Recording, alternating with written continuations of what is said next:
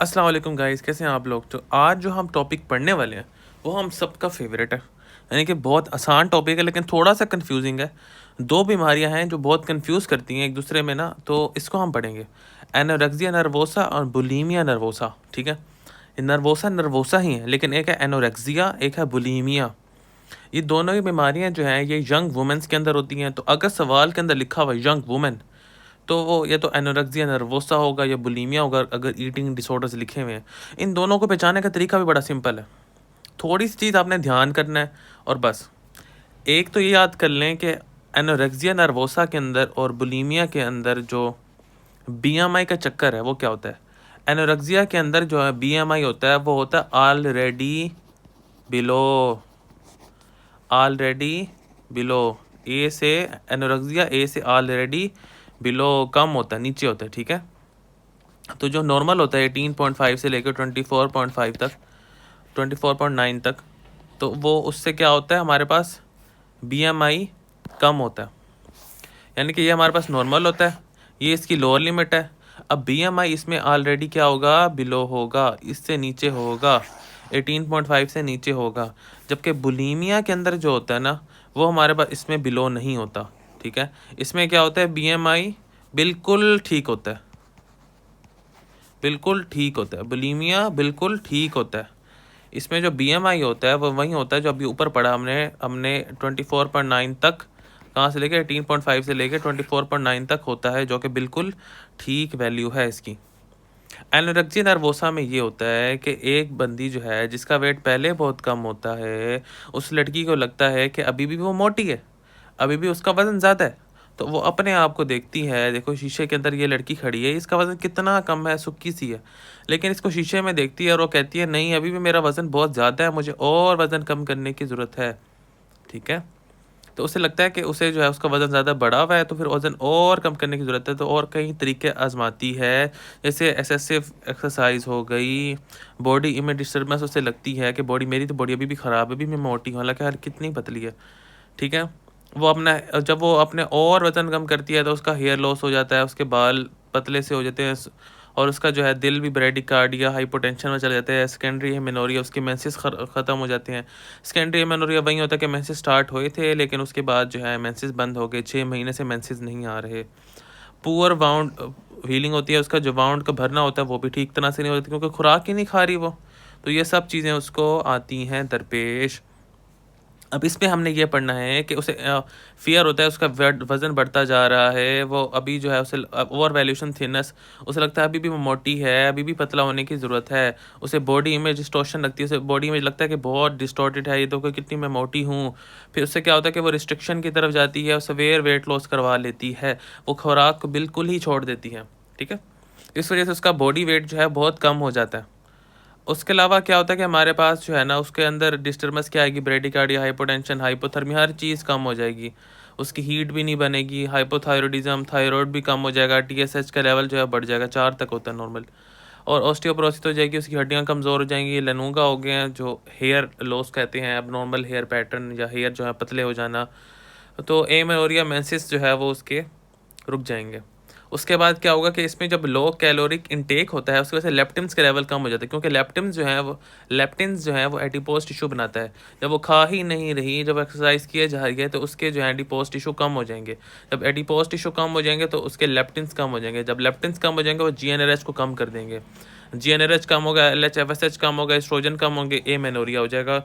ये कॉन्सेप्ट बहुत इंपॉर्टेंट है, ये एमसीक्यूज में वो पूछते हैं किस तरह से होता है, कि हमारे पास पता होना चाहिए लेप्टिन्स कम हो जाएंगे जब वो एनोरेक्सिया नर्वोसा में जाएगी, जीएनआरएच कम हो जाएंगे, एफएसएच एलएच कम हो जाएंगे, और उसके बाद जो एस्ट्रोजन कम हो जाएंगे, एस्ट्रोजन कम होंगे तो हमारे पास बाकी जो चीज़ें हैं वो भी कम हो जाएंगी, एमेनोरिया हो जाएगा।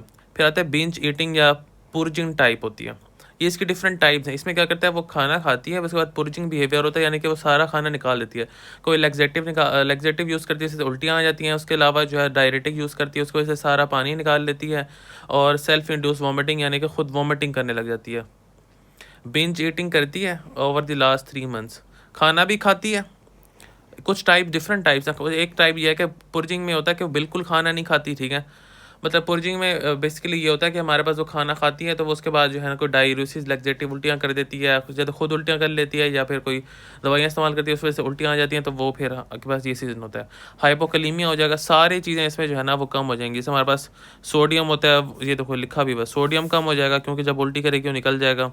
पोटेशियम कम हो जाएगा, क्लोराइड कम हो जाएगा बॉडी से, ठीक है।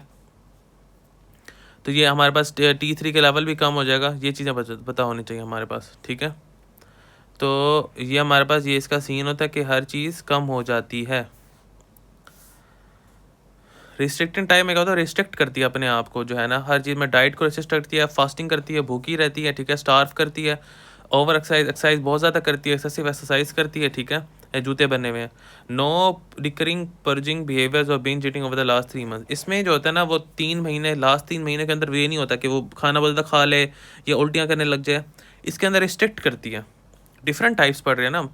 एक टाइप ये है कि इसमें वो खाना खाती है फिर उल्टियाँ करने लग जाती है, एक टाइप ये कि खाना ही नहीं खाती, एक्सरसाइज बहुत ज़्यादा करती है, उसके अंदर ना वो कोई पुर्जिंग या लैक्सेटिव इस्तेमाल करेगी, ना कोई ज़्यादा खाना खाएगी फिर उल्टियाँ करेगी, ऐसा कुछ नहीं है। डिफरेंट टाइप्स पढ़ रहे हैं।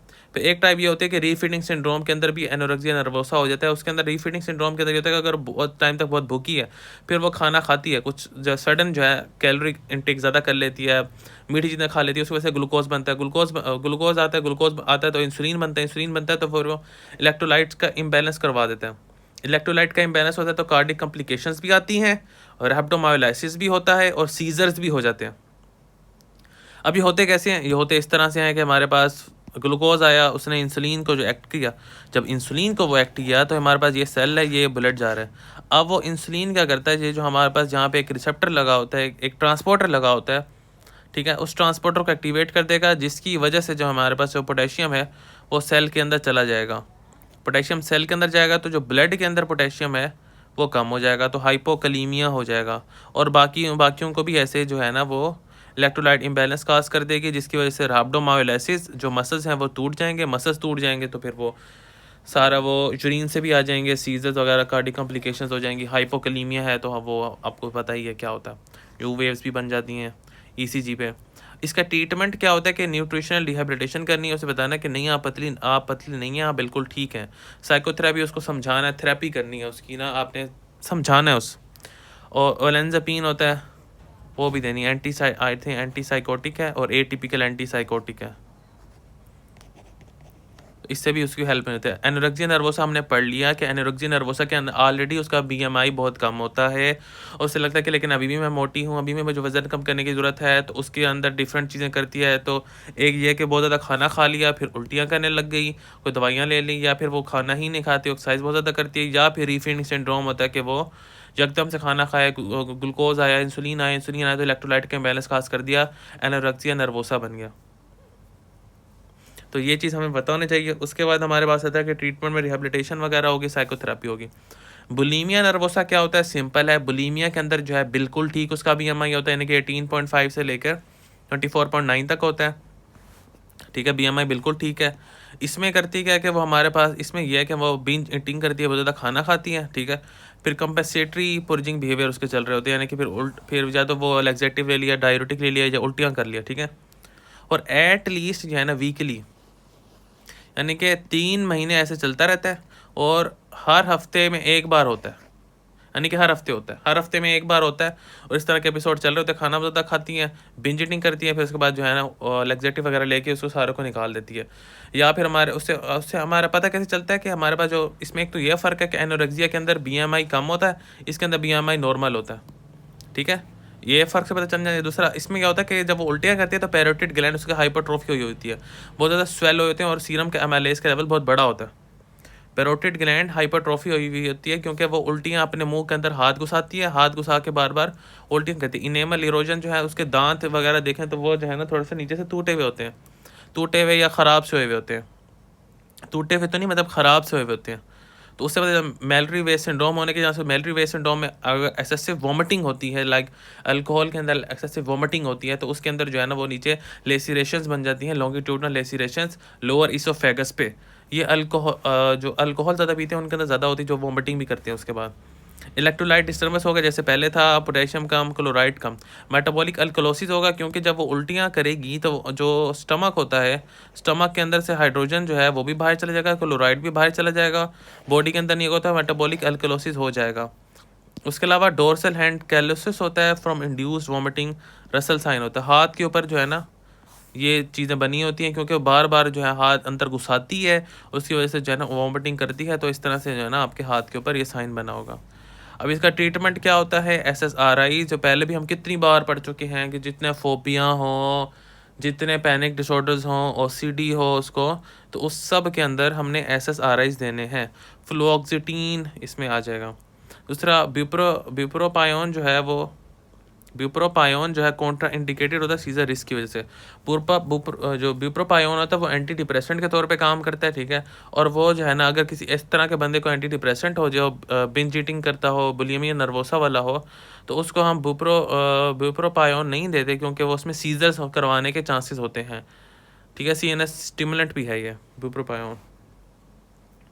तो हमने ये पढ़ लिया कि बुलिमिया नर्वोसा के अंदर ये देखें कि हमने क्या था, वो खाना बहुत ज़्यादा खाती है, फिर उसके बाद जो है वो खाना अपनी उल्टियाँ कर देती है, खुद निकाल देती हैं।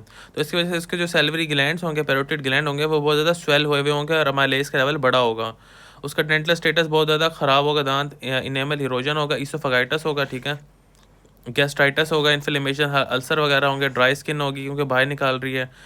इसका बुलिमिया नर्वोसा बिल्कुल ठीक है, BMI बिल्कुल ठीक, 18.5 से 24.9। लेग्जेटिव यूज़ करेगी यानी कि दवाइयाँ लेगी, उल्टियाँ करेगी, या सेल्फ इंड्यूस वॉमिटिंग, उधर जाके खुद वॉमिटिंग कराएगी। रसल साइन हाथ पे साइन बना होगा, ठीक है। इसमें हिस्ट्री क्या होगी, 3 महीने का पीरियड है, उसके अंदर कम से कम एक हफ्ते में एक बार तो होता है कि वो खाना बहुत ज़्यादा खाती है फिर उल्टियाँ करती है। BMI इसका बिल्कुल नॉर्मल है, थोड़ा सा बड़ा होगा। लेबोरेटरी में वही जिस तरह पहले है कि पोटेशियम, सोडियम, क्लोराइड हर चीज़ कम हो गई, अल्कलोसिस और अनीमिया हो जाएगा। तो ये चीज़ हमारे पास आती हैं। इसके साथ बुलिमिया नर्वोसा हो गया। दो इसके साथ टॉपिक साथ साथ आते हैं। बिंज ईटिंग डिसऑर्डर होता है जिसमें वो बहुत ज़्यादा खाना खाता है लेकिन ना पुरजिंग बिहेवियर नहीं होता।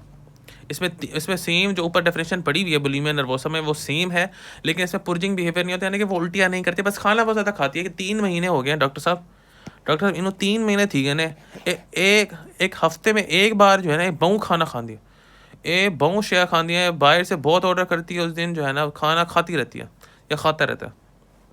ज़्यादातर औरतों में होता है। इसकी वजह से डायबिटीज़ का रिस्क भी बढ़ जाएगा। जब वो एक दिन में इतनी बार खाना खा रहा है तो ग्लूकोज आएगा, डायबिटीज़ का रिस्क बढ़ जाएगा। मोस्ट कॉमन ईटिंग डिसऑर्डर होता है एडल्ट्स के अंदर जो है, ठीक है। ये आपने बात जहन में रखनी है। फिर साइकोथेरेपी होती है, इसकी फर्स्ट लाइन ट्रीटमेंट होती है।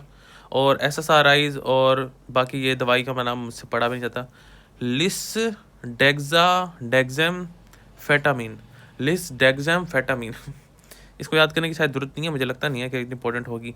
बस ये SSRIs याद होने चाहिए, बुलिमिया नर्वोसा और SSRIs दोनों के अंदर बिंज ईटिंग है, लेकिन इसमें पुरजिंग बिहेवियर था यानी कि उल्टियाँ कर देती है, इसमें उल्टियाँ नहीं करती वो, और डायबिटीज़ का रिस्क बढ़ जाएगा और अडल्ट के अंदर ज़्यादा होता है। पाइका क्या होता है? पाइका होता है कि जो बच्चे होते हैं ना, जो छोटे छोटे बच्चे होते हैं, वो बजाय इसके कि अच्छी चीज़ें खाएं, वो क्या करते हैं, वो जो है ना वो गंदी चीज़ें खाते हैं, मट्टी खा रहे होते हैं, बर्फ़ खा रहे होते हैं। बर्फ़ कितनी खाते हैं बच्चे, मेरा भी कज़न है वो बर्फ़ खाते रहते हैं, हालांकि वो 14-15 साल के हैं। कितना मज़ा आता है उन्हें बर्फ़ खाने में। तो ये ऐसे होता है कि इसमें रिकरिंग एपिसोड होता है। ईटिंग नॉन फूड सब्सटेंस यानी कि जो सालन, रोटी, चावल के अलावा क्या कहते हैं, आइस इसमें खाते हैं, डर्ट, मट्टी, हेयर खा रहे होते हैं अपने जो है, और उसके अलावा जो अपने नेल्स खा रहे होते हैं, चबा रहे होते हैं, पेंट चिप्स खा रहे होते हैं, ठीक है। वो जो मतलब पेंट नहीं होता दीवारों का, वो भी मुंह में डाल लेते हैं। और जो 1 महीने से अगर ये सीन चल रहा हो तो ये उसमें होता है, जो कल्चरी और डेवलपमेंटल तौर पे अच्छे ना हो सेहत के लिए, ठीक है। टेम्परेरी तौर पे इमोशनल रिलीफ अच्छा मिलता है, सुकून मिलता है खाने से, बर्फ़ खाने से, लेकिन फ़ायदा नहीं है। ये चिल्ड्रन के अंदर या प्रेगनेंसी के अंदर औरतें जो है वो ख़ास तौर पे जो है ना वो जो है वो खाती हैं आइस, बर्फ़ खाती हैं, जो क्यूब्स नहीं होते ख़ास तौर पे वो। और इससे क्या होता है, माल न्यूट्रिशन हो जाती है, आप बहुत कमज़ोर हो जाते हैं, आयरन डेफिशिएंसी, एनीमिया हो जाएगी क्योंकि आप सही तरह से खुराक नहीं खा पा रहे, डेवलपमेंटल डिसेबिलिटीज़ भी होंगी और इमोशनल ट्रामा भी होगा, ठीक है। आप सेहत आपकी ठीक नहीं रहेगी, बस ये बात याद रखनी है। साइकोथेरेपी होगी, न्यूट्रिशन रिहेबिलिटेशन फर्स्ट लाइन है। SSRIs भी देते हैं। SSRIs अगर कुछ ना याद आ रहा हो, SSRIs तो आपने लिखनी है, ठीक है।